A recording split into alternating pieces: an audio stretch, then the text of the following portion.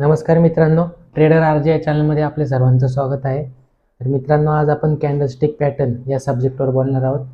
तर ॲक्च्युअलमध्ये कॅन्डलस्टिक काय असतात, रेड कॅन्डल, ग्रीन कॅन्डल या मार्केटमध्ये का बनतात आणि कुठं बनतात ते तुम्हाला मी आज डिटेलमध्ये एक्सप्लेन करून सांगणार आहे.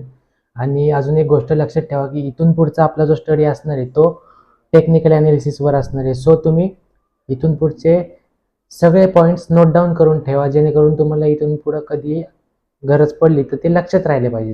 कारण फक्त ऐकून पॉईंट्स लक्षात राहण्यासारखे नाहीत. सो नोट डाऊन पण करा, प्लस त्याचा स्टडी करा, बॅक टेस्टिंग करा, फॉरवर्ड टेस्टिंग करा. बॅक टेस्टिंग म्हणजे काय असतं ते तुम्हाला नंतर कळलंच तुम्हाला. सो आपण प्रेझेंटेशन तुमच्यासाठी बनवले, त्यासाठी आपण स्टार्ट करूया. ठीक आहे. तर फर्स्ट सिंगल कॅन्डलस्टिक पॅटर्न यावर आपण बोलणार आहोत. असे बरेचसे प्रकार आहेत, double candlestick pattern, triple candlestick pattern आणि त्याच्यापेक्षा पण प्रकार आहेत वेगवेगळे. सो आपण फक्त इम्पॉर्टंट कॅन्डलस्टिक पॅटर्नच अभ्यास करणार आहे त्याचा. First single, double, triple. ठीक आहे. तर पुढचे व्हिडिओ आपण डबल आणि ट्रिपल याच्यावरतीच बनवणार आहेत. सो सुरुवातीला आपण सिंगल कॅन्डलस्टिक बघूयात. एक्सप्लेन करतो मी तुम्हाला थोडक्यात. इथं दिसत असेल तुम्हाला ग्रीन कॅन्डल आणि रेड कॅन्डल, त्याचं थोडक्यात तुम्हाला एक्सप्लेनेशन करतो. ग्रीन कॅन्डल का बनते मार्केटमध्ये? जेव्हा मार्केटमध्ये बायर्स जेव्हा स्ट्रॉंग होतात, बायर्स म्हणजे काय, विकत घेणारे बायर्स जेव्हा स्ट्रॉंग होतात आणि ते कॅन्डलला अप साईडला प्रेस करतात, पुश करतात. सो आणि ती कॅन्डल इथं ओपन झालेली असते आणि अप साईडला जाऊन फायनली ती क्लोज होती. अप डाऊन मुवमेंट करत करत करत फायनली वर जाऊन ती क्लोज होती. तेव्हा ती ग्रीन कॅन्डल बनती. त्यालाच इथं या ग्रीन कॅन्डलला या पार्टला दिसतंय का, याला बॉडी म्हणू शकतो आपण. आणि हे जे वरती लाईन्स दिसतात का इथं आणि इथं, त्याला हाय आणि लो म्हणू शकतो. का तर ही कॅन्डल ओपन झाली आहे इथं, बरोबर. तर ही कॅन्डल डायरेक्टली वर जाऊन क्लोज तर नाही होत, ती मुवमेंट देत राहते कंटिन्युअसली. तुम्ही बिगिनर्स असताल तर तुम्ही डायरेक्टली नाही का मार्केटचे लाईव्ह मार्केटमध्ये कसे कॅन्डल्स फॉर्मेट होतात ते तुम्ही डायरेक्टली बघू शकता. तर इथे ही ओपन झालेली असते आणि अपडाऊन मुवमेंट करत करत इथं तिने इथपर्यंत आली, परत अप साईडला गेली बाहेर स्ट्रॉंग असल्यामुळं. सो इथं तिचा हा झाला लो आणि बायर्स अजून स्ट्रॉंग झाल्यामुळे ते बायर्स इथपर्यंत तिला प्रेस करू शकले आणि इथून परत नॉर्मली खाली रिव्हर्स आली. सो हा तिचा झाला हाय आणि फायनली ती इथे येऊन क्लोज झाली. तर ही आपण बॉडी म्हणू शकतो आणि ह्या दोन लाईन्स आहेत त्यांना वीक किंवा शॅडो असं म्हणू शकतो. ठीक आहे. तर रेड कॅन्डलचं पण सेम असंच होतं. आता ही ग्रीन कॅन्डल खालून ओपन होतीये आणि अप साईडला जाते. रेड कॅन्डलचं सेम उलटच आहे, अप साईडला ओपन होते आणि खाली येऊन क्लोज होते. ठीक आहे. तर इथं ओपन झालेली दिसते. तर अपडाऊन मुवमेंट करत करत त्यांनी या साईडला येऊन एक हाय बनवलाय, परत खाली गेली गेली गेली या साईडला एक तिचा लो बनलाय, दिसतोय तुम्हाला. आणि फायनली इथे येऊन ती क्लोज झाली. सो ही झाली त्याची बॉडी आणि ह्या दोन झाले आहे त्याच्या वीक किंवा शॅडो. ठीक आहे. तर कॅन्डलस्टिकच्या हे नॉर्मल बेसिक कॅन्डल झाले. यांचे पण टाईप्स असतात, ते तुम्हाला आता एक्सप्लेन करतो. तर फर्स्ट हॅमर आणि हँगिंग मॅन. तर हॅमर बघा इथं फॉर्मॅट झालेला आहे, इथं ओपन झाला आणि अप डाऊन करत करत डाऊन साईडला आला आणि परत बायर स्ट्रॉंग असल्यामुळे बायसने तिला अप साईडला पुश केलं. सो हा तिचा लो झाला आणि कॅन्डल ती वर गेली आणि फायनली जिथून ओपन झाली त्याच्या पण वरती जाऊन ती क्लोज झाली. सो ती ग्रीन कॅन्डल झालेली आणि हाच तिचा हाय झालाय. सेम रेड कॅन्डलचं तसं आहे, अप साईडला ओपन झाली, सेलर स्ट्रॉंग असल्यामुळे इथपर्यंत तिला ते पुश करू शकले. मग हा झाला तिचा लो. परत बायर्स नॉर्मली स्ट्रॉंग झाल्यामुळे ती फायनली वरती आली आणि इथे येऊन ती क्लोज झाली. सो ओपन, क्लोज, लो आणि हाय. ठीक आहे. आणि ग्रीन रेड हे तुम्ही जास्त कलरवर फोकस नका देऊ, फक्त तुम्ही एक लक्षात ठेवण्यासाठी. आता इथं मी तुम्हाला लक्षात राहावं म्हणून मी तुम्हाला सांगते, ही ग्रीन कॅन्डल बुलिश कॅन्डल असते, बुलिश म्हणजे वर जाणारी, आणि रेड कॅन्डल बिअरिश कॅन्डल असते. सो तुम्ही लक्षात राहण्यासाठी फक्त कलर लक्षात असू द्या. बाकी नेक्स्ट बघूया, त्यांचे एक्झाम्पल्स बघूया. तुम्हाला सांगितले मी कलरवर लक्ष नका देऊ, कलर डझंट मॅटर, ती ऍक्च्युअल मध्ये बनते कुठं एवढंच लक्षात असू द्या. आता बुलिश हॅमर हा याचं वर्क काय असतं तुम्हाला सांगतो. ऑलरेडी समजा इथं डाऊन ट्रेंड चालू दिसते तुम्हाला, म्हणजे कंटिन्युअसली पडतंय मार्केट आणि मार्केटच्या बॉटमला इथं ती कॅन्डल फॉर्मॅट झाली दिसते तुम्हाला. आणि ही कॅन्डल फॉर्मॅट झाले आपण एंट्री घेऊ शकतो का, तर नाही. तर आपल्याला कन्फर्मेशन अजून हवी, तर त्यासाठी आपण पुढच्या कॅन्डलचा वेट केला पाहिजे आणि पुढची कॅन्डल बरोबर त्या प्रिव्हियस कॅन्डलच्या हायच्या वरती जाऊन क्लोज झाली पाहिजे. सो इथं आपण एंट्री प्लॅन करू शकतो आणि आपला स्टॉप लॉस याच्या विकच्या खाली लावू शकतो आपण, आणि इथून इथपर्यंतचा अप साईडचा मुवमेंट बघा किती दिलेला आहे. आणि हँगिंग मॅनचं पण सेम उलट आहे. ऑलरेडी अप ट्रेंड चालू होता आणि मार्केटच्या टॉपला जाऊन तो बनलाय आणि त्याच्याच पुढची कॅन्डल रेड बनली आणि ती पण त्याचा लो ब्रेक करून डाऊन साईडला इथं क्लोज झाली. सो इथं आपण एंट्री प्लॅन करू शकतो आणि हा तिचं झालं स्टॉप लॉस आणि इथून खाली बूम झालंय मार्केट. ठीक आहे, त्यामुळे एवढंच लक्षात ठेवा, बुलिश कॅन्डल ही मार्केटच्या बॉटमला बनली पाहिजे आणि बिअरिश कॅन्डल ही मार्केटच्या टॉपला बनली पाहिजे, जेणेकरून ती मार्केटला खाली डाऊन ट्रेंड मध्ये आणू शकते. ठीक आहे, नेक्स्ट बघूयात आपण इन्व्हर्टेड हॅमर आणि शूटिंग स्टार. सो या कॅन्डलचं पण वर्क सेम तसंच असणार आहे. मार्केटच्या बॉटमला ही ग्रीन कॅन्डल बनली पाहिजे आणि मार्केटच्या टॉपला ही रेड कॅन्डल म्हणजे शूटिंग स्टार बनला पाहिजे. त्यांचं एक्झाम्पल तुम्हाला दाखवतो.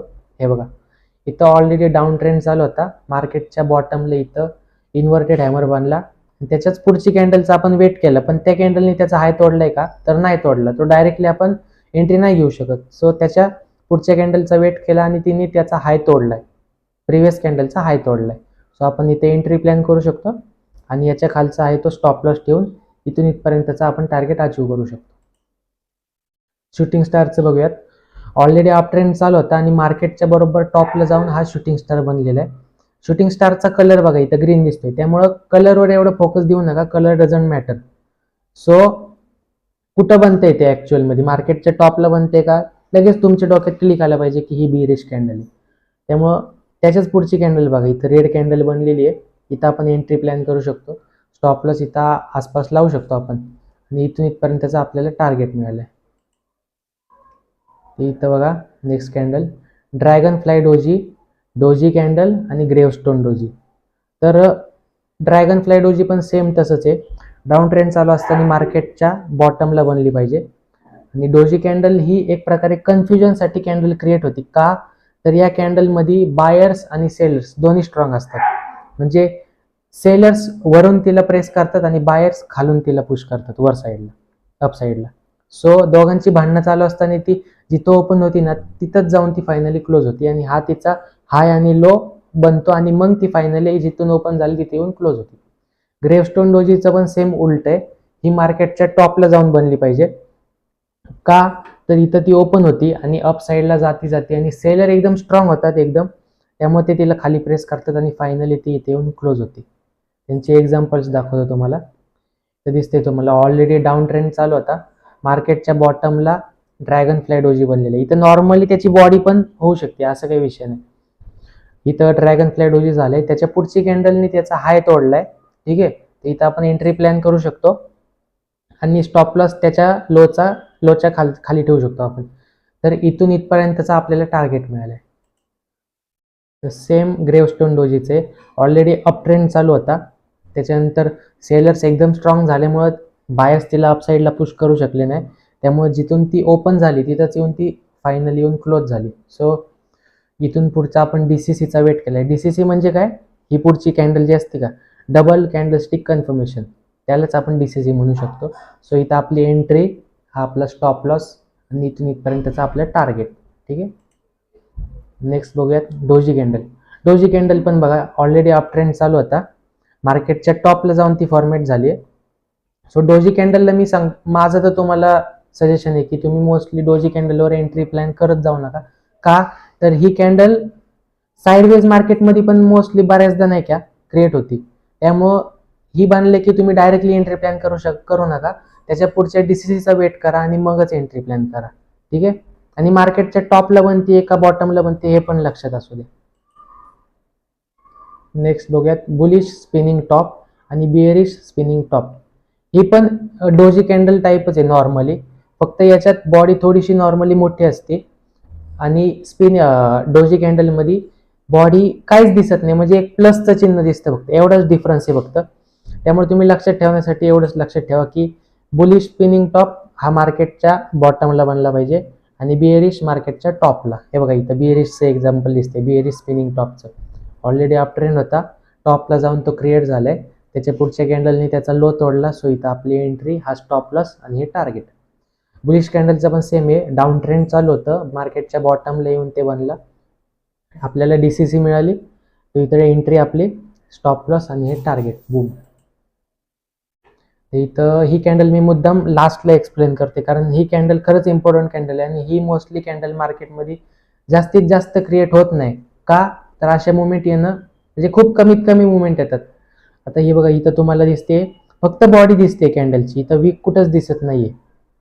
त्यामुळं याचा अर्थ असा होतो की बायर्स एकदम स्ट्रॉंग आहेत, त्यामुळं सेलर्स त्या बायर्सला काहीच करू शकत नाही. त्यामुळं इथं बायर्स विन झालेत. सो इथं ओपन होऊन ती फायनली ऑफ साईडला जाऊन तिथं क्लोज झाली. त्यामुळं वरती आणि खाली दोन्हीकडे वीक बनल्याच नाहीयेत.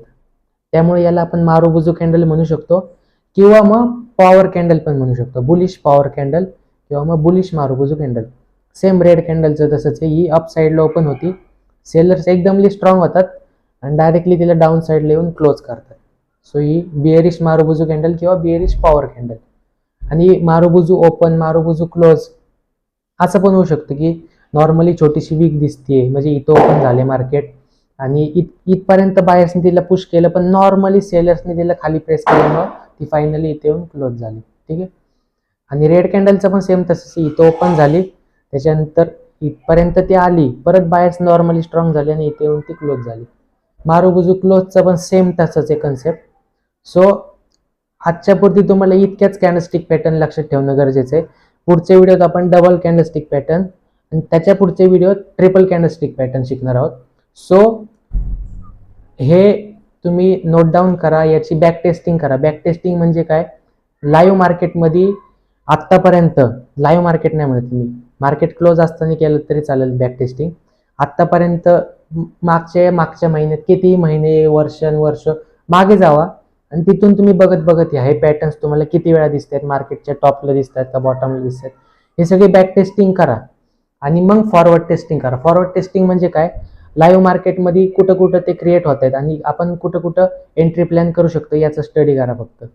तर नेक्स्ट व्हिडिओ तुम्हाला मी डबल कॅन्डलस्टिक पॅटर्न वरून बोलणार आहे आणि तुम्हाला या व्हिडिओतून काय ना काय व्हॅल्यू मिळाली असेल तर तुम्ही तुमच्या फ्रेंड सर्कलपर्यंत ही व्हिडिओ नक्कीच शेअर करा, जेणेकरून ते पण यातून काही ना काही शिकतील आणि त्यांना काही न म्हणजे गॅमलिंग न करता, लॉस न करता एक चांगला प्रॉफिटेबल ट्रेडर बनू शकतात. सो हे लाईक करा, शेअर करा आणि सबस्क्राईब करा, जेणेकरून तुम्हाला येणाऱ्या पुढचे व्हिडिओ त्यांची नोटिफिकेशन मिळून जाईल आणि बेल आयकॉनवरती क्लिक करा. ठीक आहे. आजच्या पुरती इतकंच बस. धन्यवाद.